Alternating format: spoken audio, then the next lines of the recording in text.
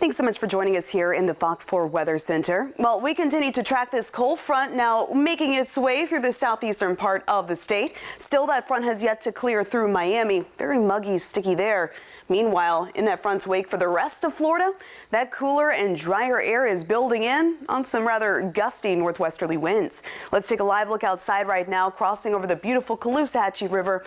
Bit on the rough side, of course. Again, we do have those small craft advisories in effect. Also, if you are at the beach, we do have that threat for rip currents through tonight. Good news, both of those factors expected to subside as we look ahead to tomorrow. Now, for the rest of this evening, it's going to stay pretty gusty. We'll have those gusts around 30 miles per hour, continuing through the 6 o'clock hour, dropping to 25 miles per hour at 7 o'clock. And then note by 10 and 11 o'clock, we're down to around 18 miles per hour or so.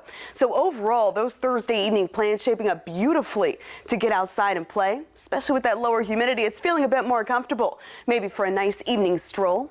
68 degrees at 10 o'clock with clear skies. So temperatures continue to drop more so compared to this time last night. Definitely running a bit cooler right now, 8 degrees cooler in Naples compared to this time last evening, and 5 degrees cooler in LaBelle as well as Clewiston.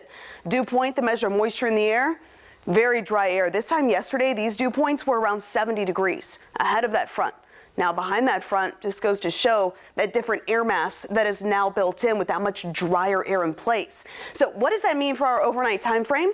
Well, clear skies. That's what we can expect. And tomorrow morning, it's going to be about 10 to 15 degrees cooler. Upper 50s expected.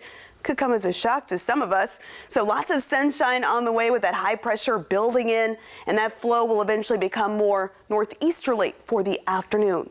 Again, not quite as strong of winds expected for tomorrow, and making those Friday evening plans, it's looking great. Expecting mostly clear skies and wet weather, not a concern from here on out, at least through the weekend. We can expect a little bit more cloud cover for the day on Saturday, but overall, if you have maybe an Easter egg hunt in your plans for Saturday, conditions are really shaping up nicely, and especially with that lower humidity, it's going to be feeling a bit more comfortable for the kiddos as well.